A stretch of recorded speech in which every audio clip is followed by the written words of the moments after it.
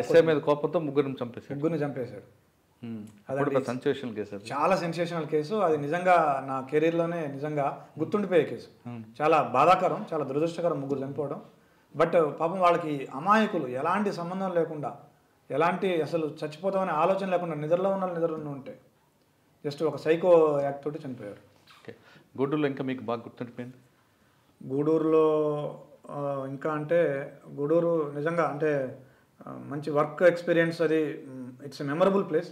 People are good, people are friendly. ఇప్పటికీ నాతోటి చాలామంది టచ్లో ఉంటారు. దే విల్ మంచిగా మాట్లాడుతుంటారు. ఇంకోటి ఏంటంటే ఇప్పుడు తిరుపతి పోతే ఖచ్చితంగా అక్కడ వెళ్ళి ఫ్రెండ్స్ని కలిసి వస్తూ ఉంటాం ఆన్ ది వే కాబట్టి.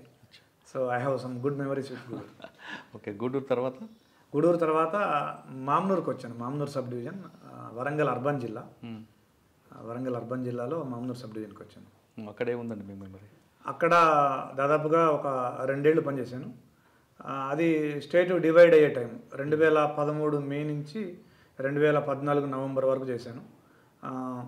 ఆ టైంలో చిన్న సబ్ డివిజన్, బేసిక్గా 8 పోలీస్ స్టేషన్స్ ఉండేవి. అర్బన్ వరంగల్, మనకి అప్పుడే వరంగల్కి పొలిమేర పోలీస్ స్టేషన్స్, గీసుకొండ కానివ్వండి, సంగెం కానివ్వండి, వర్ధనపేట కానివ్వండి, మామనూరు ఇట్లాంటివన్నీ ఉండేవి. సో అక్కడ ఆ టైంలో ఎలక్షన్స్ వచ్చినాయి.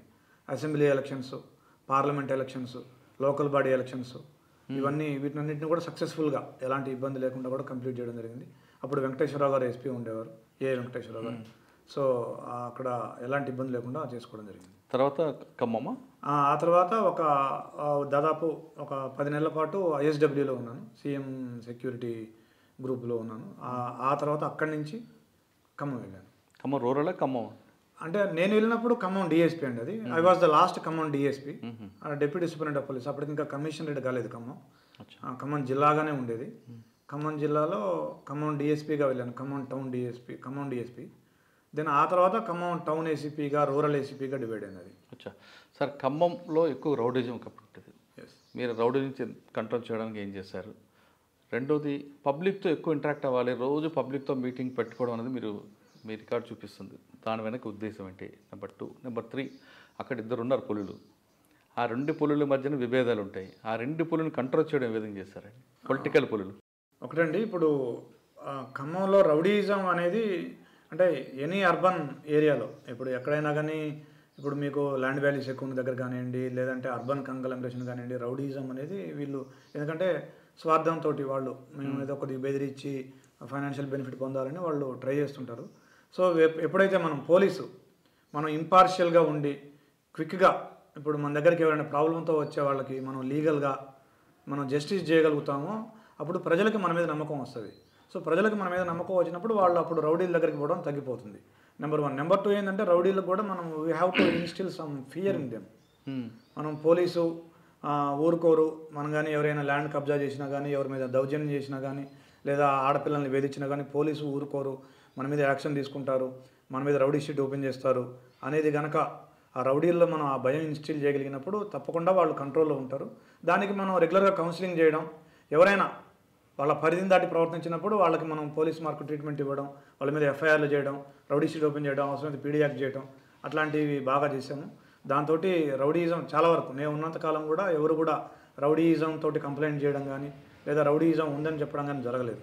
అదొకటి జరగలేదు. రెండోది, మీరు అన్నట్టు పబ్లిక్ సంబంధించి I always interact with public. ఎందుకంటే ఎస్పెషల్లీ ఖమ్మం జిల్లా చాలా చైతన్యవంతమైన జిల్లా.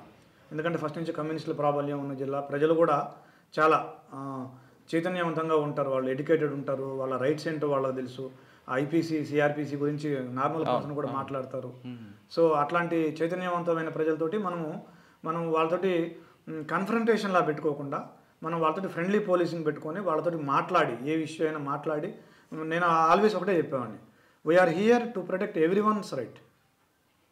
మేము ఇక్కడ ఉన్నామంటే మేము కొద్ది మంది కోసం లేము. We're here to protect everyone's right. ప్రతి ఒక రిక్షా పుల్లర్ నుంచి, ఒక బెగ్గర్ నుంచి మొదలు పెట్టుకుంటే కోటీశ్వరుడు వరకు, ఒక ఇండస్ట్రియలిస్ట్ వరకు అందరూ మాకు సమానమే. అందరి రైట్స్ని మేము కాపాడడం కోసం ఉన్నాము. ఎవరికి మేము పక్షపాతం వహించడం కానీ, ఎవరి పట్ల పార్షియాలిటీ చూపించడం కానీ, ఎవరి పట్ల నెగటివిటీ చూపించడం కానీ, అది it may be religious or it may be whatever it was, మేము అట్లా చేయము. మేము వీఆర్ ఇంపార్షియల్. మీరు ఎప్పుడైనా ఎక్కడికైనా రావచ్చు, ఎవరైనా రావచ్చు అనేది మేము ఆ మెసేజ్ ఇచ్చినాము.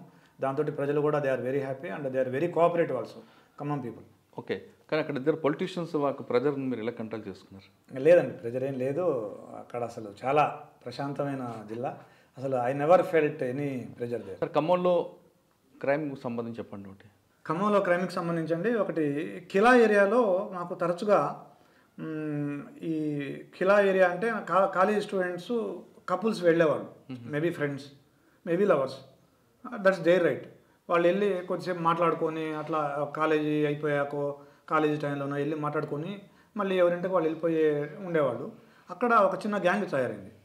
ఒక అతను, ఐ డోంట్ నేమ్ హిమ్, ఒక అతను ఒక 2-3 పిల్లల్ని పెట్టుకుంటాడు, చిన్న పిల్లల్ని పెట్టుకొని ఇట్లా ఇద్దరు వాళ్ళు కొద్ది క్లోజ్గా మాట్లాడుకుంటున్నప్పుడు ఈ పిల్లల్ని పంపిస్తాడు. ఈ చిన్నపిల్లలే కదా అని వాళ్ళు పట్టించుకోరు ఆ కప్పులు. ఈ చిన్నపిల్లలు ఏంటి చాటును దాక్కొని వాళ్ళని వీడియో తీస్తారు. ఫస్ట్ తీసేసి తర్వాత ఈ వీడియోలు తీసుకెళ్ళి అతనికి ఇస్తారు. అతను ఆ పిల్లలకి ఏదో చాక్లెట్లో 100 రూపాయలు 50 రూపాయలు ఇచ్చి పంపించేస్తాడు. సో ఇప్పుడు వస్తాడు అతను సీన్లోకి, ఇంకొక అతన్ని తీసుకొని 2 పెద్దోళ్ళు వస్తారు. యూసీ మీరు ఇట్లా చేశారు, మీ అమ్మ నాన్నకి చెప్తాము, వీటిని వైరల్ చేస్తాము, వాట్సాప్లలో పెడతాము, మీ ఇష్టం అని చెప్పేసి వాళ్ళని బెదిరించి వాళ్ళని ఎక్స్టార్ట్ చేయడం. వాళ్ళ దగ్గర ఉన్న చైన్ ఉంటే చైన్ లాక్కోవడం, మంచి కాస్ట్లీ ఫోన్ ఉంటే కాస్ట్లీ ఫోన్ లాక్కోవడం, పర్స్ ఉంటే పర్స్ లాక్కోవడం, డబ్బులు లాక్కోవడం, అలాగ చేసేవాళ్ళు. అట్లా చాలామంది చేశారు. సో మాకు ఒక రెగ్యులర్ కంప్లైంట్ రాలేదు, but we got information. So some person is doing like this, ఒక చిన్న గ్యాంగ్ ఫామ్ చేశాడని. దీన్ని మనం మొదట్లో అరికట్టపోతే ఏమవుతుందంటే నెక్స్ట్ లెవెల్కి ఇది లైంగిక దాడుల వరకు వెళ్ళిపోతుంది. ఎందుకంటే పాపం వాళ్ళ అమాయకత్వాన్ని, వాళ్ళ బలహీనతని, వాళ్ళ నిస్సహాయతని ఇంకో రకంగా ఉంటుంది. ఎస్, ఇప్పుడు జరిగినాయి చాలా వేరే సందర్భాల్లో కూడా జరిగింది. సో మేమేం చేసాం, అతన్ని we caught him ready handedly. మేమే ఒక పంపేసి రెడీగా ఉన్నాము మేము, మఫ్టీలో ఎక్కడ దూరంగా ఉన్నట్టుండి వీళ్ళు వెళ్ళి బెదిరిస్తున్న క్రమంలో మా వాళ్ళు వెళ్ళి పట్టుకొని వచ్చినారు. పట్టుకొని వచ్చి we treat them properly, we booked them under various sections. So ఆ ప్రాబ్లం ఒకటి కంట్రోల్ చేయగలిగాం. ఓకే, కానీ పంజాబ్ నేషనల్ బ్యాంక్ సంబంధించింది? ఎస్, పంజాబ్ నేషనల్ బ్యాంక్ సంబంధించి కూడా అది ఒక ఇన్సిడెంట్ అయింది. అది ఎఫ్ఐఆర్ చేసాము, దాన్ని ప్రాపర్గా డీల్ కూడా చేసినాం. ఎస్. ఓకే, ఖమ్మం తర్వాత అండి? ఖమ్మంలో ఒక 3 ఏళ్ళు ఉన్నాండి నేను. ఖమ్మం డిఎస్పీగా ఉన్నాను, ఖమ్మం టౌన్ ఏసీపీగా ఉన్నాను, ఖమ్మం రూరల్ ఏసీపీగా ఉన్నాను, ఖమ్మం అడిషనల్ డీసీపీ ఎల్ఎండ్ఓ. 3 ఏళ్ల తర్వాత ఎలక్షన్ కోడ్ ఉంది, 2018లో ఎలక్షన్ కోడ్ తోటి నేను భూపాలపల్లి ఓఎస్డీగా పోయినాను. Okay, operations officer and special duty, operations డ్యూటీకి వెళ్ళాను. అక్కడ 2018 సెప్టెంబర్ నుంచి 19 మార్చి వరకు ఉన్నాను. 19 మార్చిలో ములుగు జిల్లా ఫామ్ అయింది. ఆ ములుగు జిల్లా ఫామ్ అయినాక మళ్ళీ ములుగుకి వెళ్ళాను నేను, అక్కడి నుంచి ఓఎస్డీగా భూపాలపల్లి నుంచి మళ్ళీ. అయితే అక్కడ భూపాలపల్లిలో ఉన్న టైంలో ఎలక్షన్స్ వచ్చాయి, assembly elections, parliament elections, local body elections. All elections ఎక్కడ ఎట్లాంటి మావోయిస్ట్ ఇన్సిడెంట్ లేకుండా, ఒక చిన్న సింగిల్ ఇన్సిడెంట్ కూడా లేకుండా we're able to do it successfully. Okay, Mulugu తర్వాత? ములుగులో దాదాపుగా ఒక 1.5 year ఉన్నాను నేను. 19 మార్చి నుంచి 20 సెప్టెంబర్ అక్టోబర్ వరకు ఉన్నాను. అక్కడ నుంచి జగిత్యాల అడిషనల్ ఎస్పీగా వచ్చాను. ఓకే సార్, ములుగులో మీకు ఒకప్పుడు బాగా ఎఫెక్ట్ అయ్యారు. గౌందరపేట అవ్వచ్చు, మన పసరా పోలీస్ స్టేషన్ బ్లాస్ట్ కూడా జరిగింది. ఎస్. ఆ బెట్ట మీద మీకు పవర్ ఏంటండి? అంటే మీ మార్క్ ఏం చూపించారు? ఎస్, మేము యాక్చువల్గా we treat it as a multi pronged strategy. మావోయిజానికి సంబంధించి దాన్ని కేవలం లా అండ్ ఆర్డర్ ఇష్యూనే కాకుండా మేము పబ్లిక్ తోటి ఇంటరాక్ట్ అవ్వడం, తర్వాత కమ్యూనిటీ పోలీసింగ్ చేయడం, తర్వాత ఇన్ఫర్మేషన్ సిస్టమ్ డెవలప్ చేసుకోవడం, ఇట్లా వేరియస్ ఆస్పెక్ట్స్ ద్వారా దాన్ని మేము డీల్ చేయడం జరిగింది. సో అక్కడ కూడా ములుగులో కూడా మేమున్న టైంలో దాదాపు 1.5 yearలో కూడా ఎప్పుడు కూడా ఎలాంటి మేజర్ ఇన్సిడెంట్ మావోయిస్ట్ పరంగా జరగలేదు. అదే సమయంలో ప్రజలు కూడా, అప్పుడే కరోనా వచ్చింది, కరోనా టైంలో వేరియస్ ఆర్గనైజేషన్స్ తోటి సైబరాబాద్ నుంచి సమారిటన్స్ ఫర్ ద నేషన్ అని కానీ, రాబిన్హుడ్ ఆర్మీ అని కానీ వాళ్ళని పిలిచి వాళ్ళతోటి సరుకులు అవి వాళ్ళకి ఇప్పించడం. తర్వాత ఎస్పెషల్లీ అక్కడ గుత్తుకోయలు ఉండేవాళ్ళు, ఆ గుత్తుకోయలకు సంబంధించి ఆ గుత్తుకోయల్ని మనం కాన్ఫిడెన్స్లో తీసుకోవడం, తర్వాత వాళ్ళతోటి రెగ్యులర్గా మనం వెళ్ళి ఇంటరాక్ట్ అవ్వడం, కాడనని సెట్ చేసేవాళ్ళం. బట్ అది భయపెట్టే విధంగా కాకుండా అది ఒక ఇంటరాక్షన్ మెథడ్లో మనం వెళ్తాము, ఆ ఊరికి వాళ్ళతో మాట్లాడతాము, వాళ్ళతో కూర్చుంటాము, వాళ్ళ పిల్లలకి ఏమైనా తీసుకెళ్తాము, వాళ్ళకి మంచి చెడు కనుక్కుంటాము, మీకు ఏమైనా అవసరాలు ఉన్నాయో అనుకుంటాము. అట్లా వాళ్ళ కాన్ఫిడెన్స్ని వినోవర్ అయ్యి వాళ్ళ ద్వారానే మనం, ఎందుకంటే దాంట్లో 2 లాభాలు. ఒకటి, వాళ్ళు మనకు అనుకూలంగా అవుతారు.